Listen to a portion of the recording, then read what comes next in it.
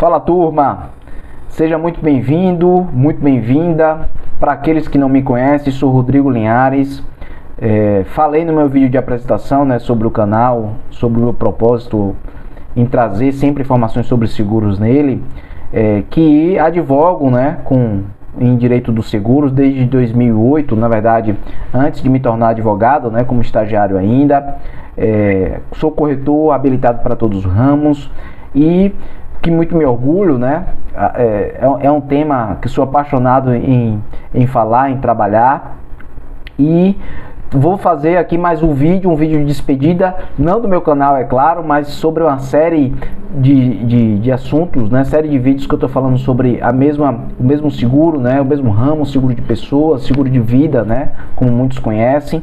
E hoje o vídeo é sobre essa cobertura básica mesmo, sobre o seguro de vida, sobre o seguro que cobre, que garante o pagamento do valor ali estipulado em caso de morte, morte do segurado. E aí, vou chamar aqui a atenção para vocês que pode ser o seguinte: você pode contratar primeiro um seguro que prevê esse tipo de cobertura para a sua própria vida, que será pago a terceiros, Esses terceiros a gente chama eles de beneficiários, que pode ser pelo segurado indicado expressamente.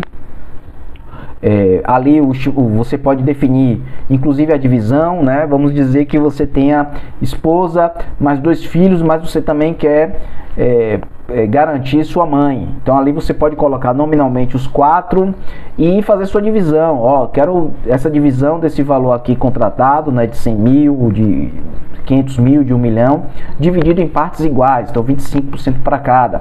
Como também você pode definir como bem entender, Então você pode colocar ali 50% para sua mãe, 50% para sua esposa, ou então 60% para sua esposa e os outros restantes divididos em partes iguais pelos seus filhos, Então você é livre para fazer essa estipulação.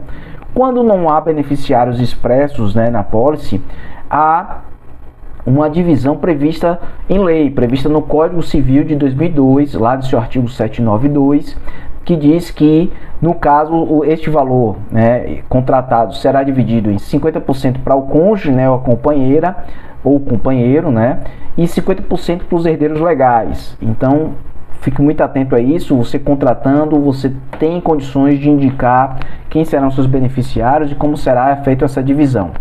Pois bem, você também pode contratar um seguro de vida em nome de terceiros, O segurado é uma outra pessoa e você será o beneficiário, ou outra pessoa será beneficiária, Então, o seguro de vida é contratado em nome de outrem. E aí você precisa justificar, esse vínculo, essa necessidade, no caso de óbito daquele segurado. Qual é a repercussão, qual é o nível de dependência econômica que você tem. Então você pode contratar um seguro de vida em nome de sua mãe, em nome de seu pai, que por óbvio já está comprovada a relação de parentesco entre eles, entre o segurado e o beneficiário. E justificar qual o nível de dependência que você tem. Moro com eles, na falta de na falta da segurada, de sua mãe, isso impactará no seu dia a dia, na sua economia, nas suas finanças, para além, é claro, da própria perda daquele ente querido do segurado. Então você também pode contratar um seguro de vida nessas condições. E existe 3 modalidades de seguro de vida, Você pode contratar um seguro de vida, seguro de pessoas nessa hipótese, seguro de vida propriamente dito, que prevê a cobertura para o pagamento em caso de morte do segurado. Você pode contratar um seguro de sobrevida, Então prevê um resgate, um pagamento de parte daqueles valores ali pago a título de prêmio, em caso de o segurado chegar até aquela data aprazada, aquele termo. E isso eu trago aqui, embora seja vendido como um produto de previdência, ele é um seguro de vida, de sobrevida, o VGBL. Tem essa característica, o segurado sobrevive àquele período, ele resgata, parte daquele valor, e existe modalidades mistas, que é um mix dos dois. Então, o segurado, no caso do seu falecimento, seus beneficiários, sua família receberá aquele valor estipulado. Ou então, se ele vinha a sobreviver, né, durante aquela vigência, ele resgatará parte desse valor, né, parte do valor do prêmio pago. Então, é um seguro que eu sempre recomendo, porque não existe terceira hipótese, né?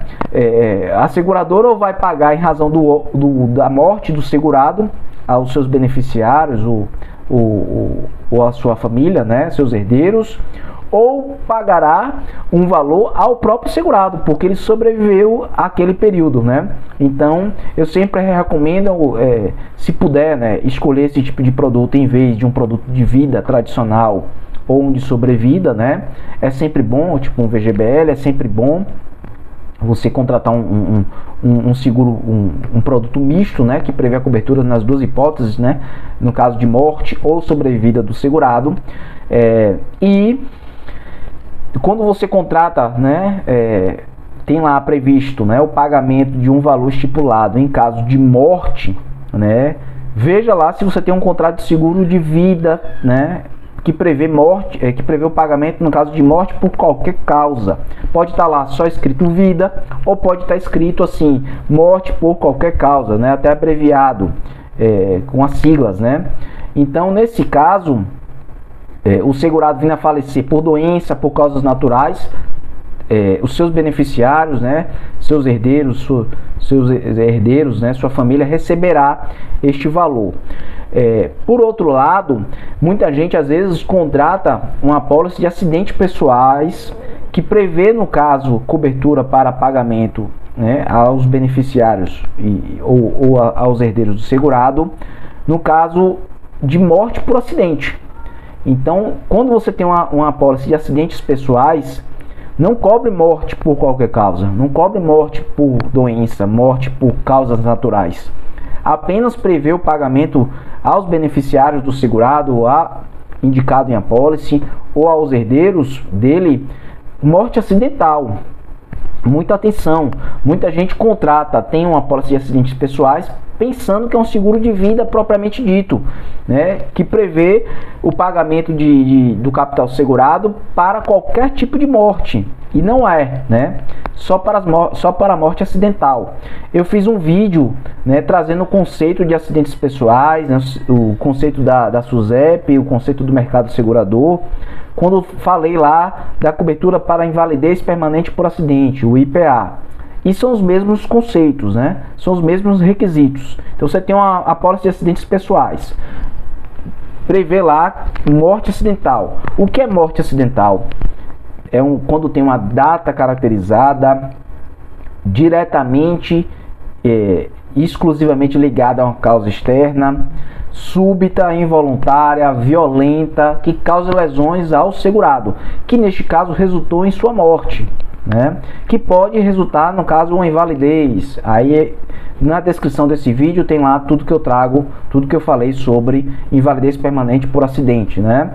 E é importante destacar que esse tipo de apólice prevê a cobertura para acidentes pessoais. Então, durante a vigência, é o acidente que é a causa que vai gerar o pagamento daquela cobertura, né? É o fator gerador, né? O sinistro caracterizado. Então, o segurado pode vir a falecer após a vigência, desde que seu óbito, mesmo que ocorra após a vigência dessa apólice de acidentes pessoais, tenha relação direta com aquele acidente, está coberto, né? Interessante, porque a apólice de seguro de vida cobre o evento morte, né? Então a morte tem que acontecer na vigência da apólice de seguro de vida. Na apólice de acidentes pessoais, o que tem que acontecer é o acidente, né? Então fique muito atento a isso. Em muitas apólices prevê a cobertura dos dois, né? Você pode contratar lá uma apólice de seguro de vida, prevê cobertura para morte por qualquer causa e por morte acidental. Nessas hipóteses, o segurado vindo a falecer acidentalmente durante a vigência. Então, por isso que muitas apólices, além do acidente, a morte tem que acontecer durante a vigência, se somará essas coberturas, né?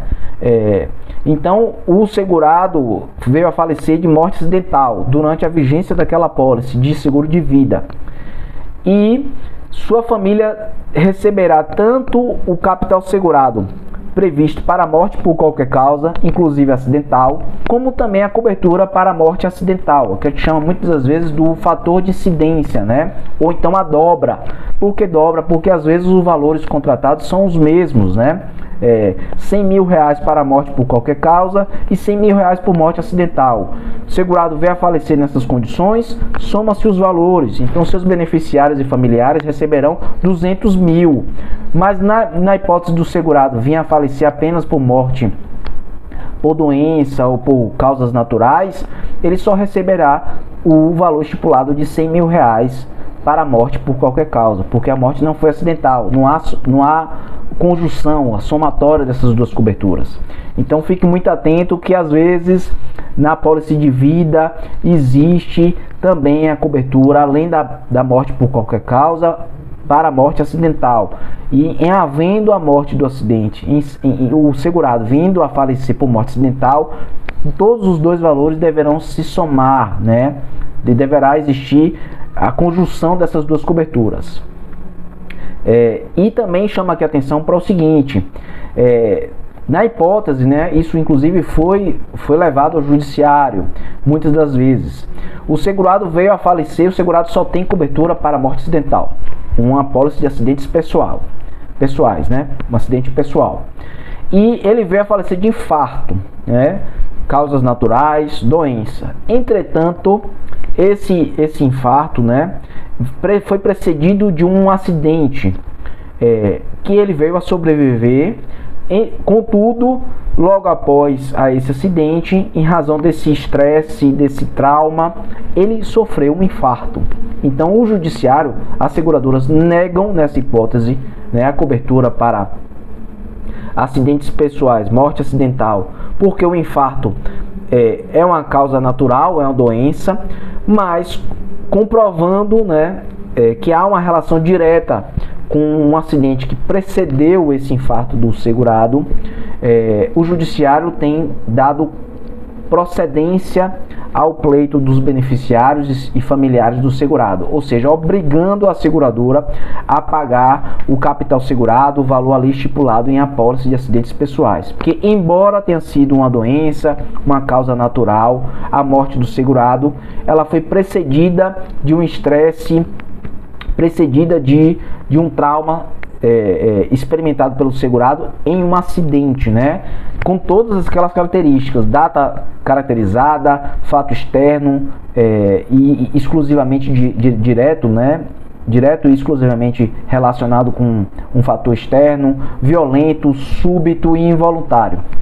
Fica aqui também essa observação. Na descrição eu vou trazer alguns julgados nesse sentido. Espero que vocês tenham gostado. Não dou aqui por encerrado vida. Essa série de primeiras coberturas eu paro por aqui. Vem outras temporadas sobre outras coberturas, sobre outros temas polêmicos, controvertidos a respeito desse ramo.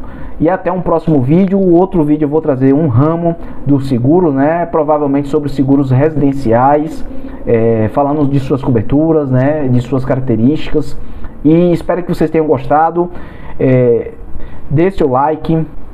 Para você que não é inscrito, se inscreva, fortaleça esse canal, me ajude, né? Quero aqui sempre trazer boas informações sobre o ramo de seguros. Um abraço, fiquem com Deus, até o próximo.